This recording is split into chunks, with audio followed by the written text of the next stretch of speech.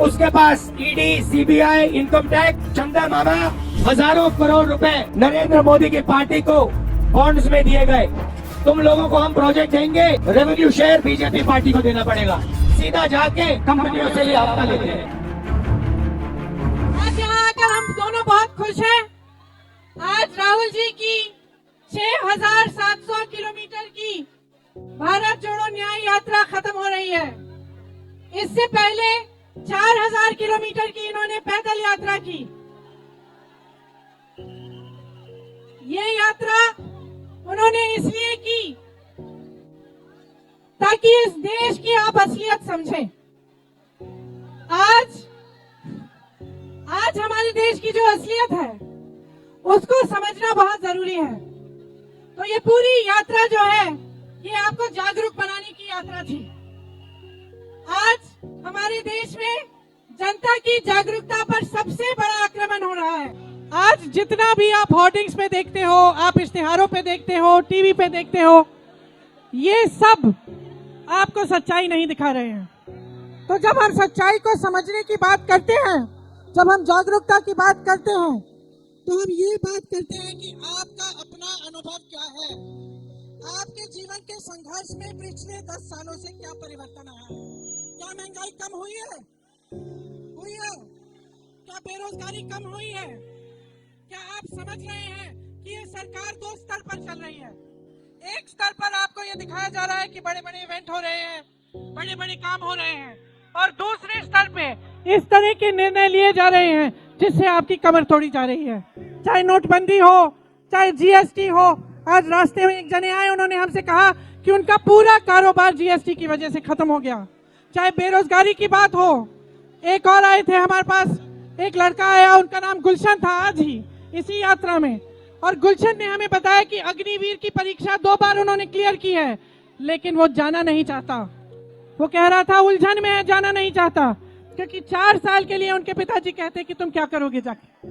तो आज जो सरकार निर्णय ले रही है युवाओं के लिए, रोजगार के लिए, जिस तरह से पेपर लीक हो रहे हैं, जिस तरह से हर स्तर पर जो निर्णय लिए जा रहे हैं वो आपके खिलाफ लिए जा रहे हैं, गरीबों के खिलाफ लिए जा रहे हैं। दूसरी तरफ आप देख रहे हैं कि बड़े बड़े उद्योगपति क्या कर रहे हैं। आप देख रहे हैं कि पूरे देश की संपत्ति उनको दी जा रही है। आप खुद इसका अनुभव कर रहे हैं। तो मैं सिर्फ आपको ये कहने आई हूं कि आपकी जागरूकता आपको खुद बनानी पड़ेगी।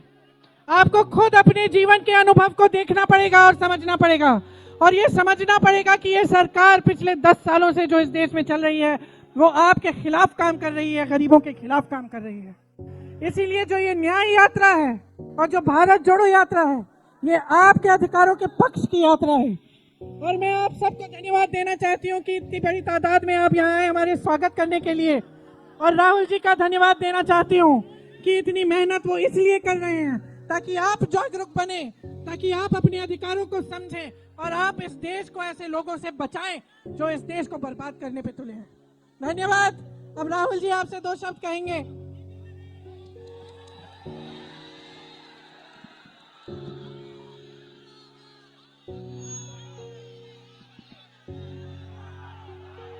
नमस्कार, कैसे हैं आप लोग? ठीक है? अच्छा, थोड़ा शांत हो जाएं, थोड़ा आसान हो जाएगा। पिछले 60 दिन से मैं भाषण दे रहा हूं, तो थोड़ा शांत हो जाए।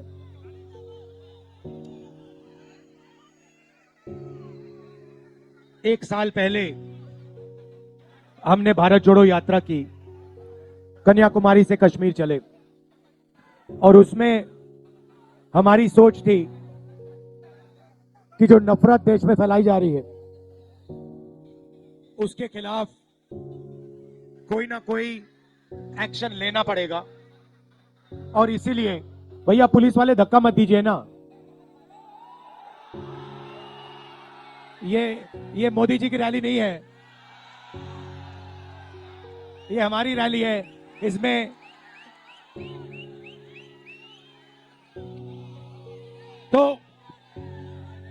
तो हमने पिछले वाले यात्रा में नफरत के बाजार में मोहब्बत की दुकान खोली, और पिछली यात्रा में बहुत सारे लोगों ने हमें कहा कि देखिए आप 4000 किलोमीटर चले मगर बहुत सारे ऐसे प्रदेश हैं जहां आप गए नहीं।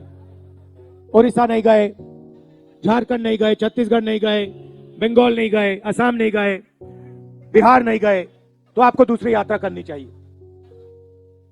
और हमने दूसरी यात्रा मणिपुर से शुरू की और मुंबई में यह यात्रा समाप्त हो रही है। मगर यह यात्रा मुंबई में नहीं समाप्त हो रही है, यह यात्रा धारावी में समाप्त हो रही है। और इस यात्रा का मैसेज है, नहीं सुनो, मैं आपसे सुपरफिशियल बात नहीं करता हूं, मैं गहरी बात करने आया हूं आपसे। देखिए ये जो धारावी है ये हिंदुस्तान का हुनर का कैपिटल है, जिसको हम स्किल कहते हैं, हुनर कहते हैं, जिसको जुगाड़ कहा जाता है। ये इन चीजों का कैपिटल है, राजनीति है हिंदुस्तान में हुनर की। और शुरुआत हमने कहा कि मणिपुर में, क्योंकि मणिपुर में बीजेपी ने सिविल वॉर का माहौल बना रखा है। भैया पुलिस वाले धक्का मत दो, कुछ नहीं होने वाला। और भैया ऐसी शक्ति से धक्का दोगे तो आपको परे कर देंगे लोग, तो रिलैक्स रहो, कुछ नहीं होने वाला। तो हुनर का कैपिटल है यहां पे। लड़ाई हिंदुस्तान में, लड़ाई हुनर और दलालों के बीच में है, धारावी और अदानी के बीच में है।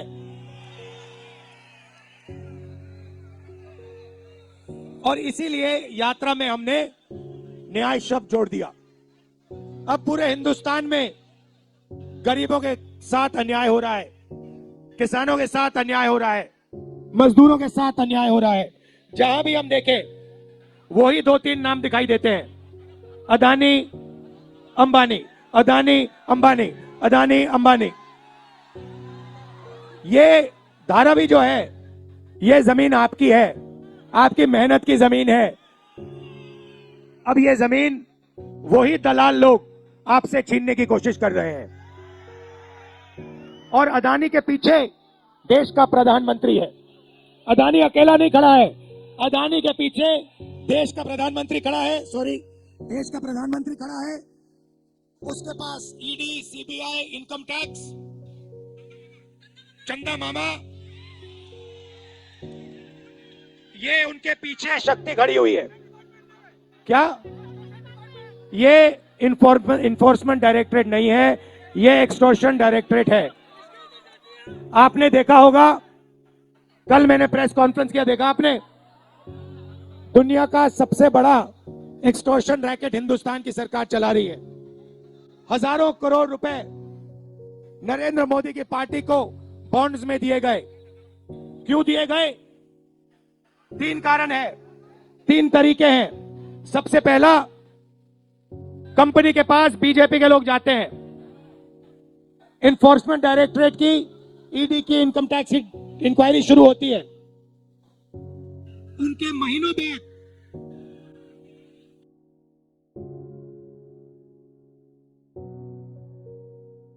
इंक्वायरी आस्ते आस्ते आस्ते खत्म हो जाती है। यह है पहला तरीका, यह है मोदी का पहला तरीका। दूसरा तरीका, कंपनी के पास जाते हैं, कहते हैं देखो धारावी में प्रोजेक्ट है, तुम लोगों को हम प्रोजेक्ट देंगे, रेवेन्यू शेयर बीजेपी पार्टी को देना पड़ेगा, पार्टनरशिप आप हमारे साथ कीजिए, धारावी की जनता को हम परे करेंगे, पुलिस का प्रयोग करेंगे, जो आपको धारावी के रीडेवलपमेंट से पैसा मिलेगा उसका परसेंटेज आप बीजेपी की बॉन्ड्स में दिलवा दीजिए। यह दूसरा तरीका। और तीसरा तरीका, सीधा जाके कंपनियों से ये हफ्ता लेते हैं। ये है 3 तरीके नरेंद्र मोदी के भ्रष्टाचार के। अब मैं आपसे सवाल पूछना चाहता हूं, हिंदुस्तान में पिछड़े वर्ग के कितने लोग हैं? कितने परसेंट हैं पिछड़े वर्ग के लोग हिंदुस्तान में? कितने हैं? 50% है। दलित कितने हैं? 15%। आदिवासी कितने? 8%। माइनॉरिटी कितने? 15। सब मिला के कितने हुए? 90, तकरीबन 90। मीडिया में 90% के कितने लोग? मीडिया में 90% के कितने लोग? इनकी मालिकों की लिस्ट निकालो। आपको एक ऐसा नहीं मिलेगा, एक मालिक नहीं मिलेगा जो पिछड़ा, दलित, आदिवासी हो। एक नहीं मिलेगा। फिर आप हिंदुस्तान की सबसे बड़ी 200 कंपनियों की लिस्ट निकालो, मालिकों की लिस्ट निकालो, उसमें आपको एक पिछड़ा वर्ग का नहीं मिलेगा, एक दलित नहीं मिलेगा, एक आदिवासी नहीं मिलेगा। आप ना बड़ी कंपनियों में हो, ना मीडिया में हो, तो हो कहां आप लोग? कहां हो? मीडिया में नहीं हो, बड़ी कंपनी में नहीं हो, बड़े अस्पताल, बड़े स्कूल कॉलेजेस के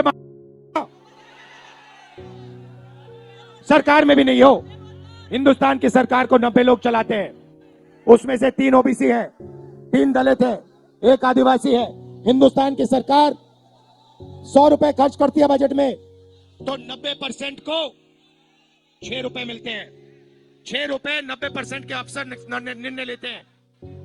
भाइयों और बहनों, आप कहीं हो ही नहीं, आप कहीं नहीं हो।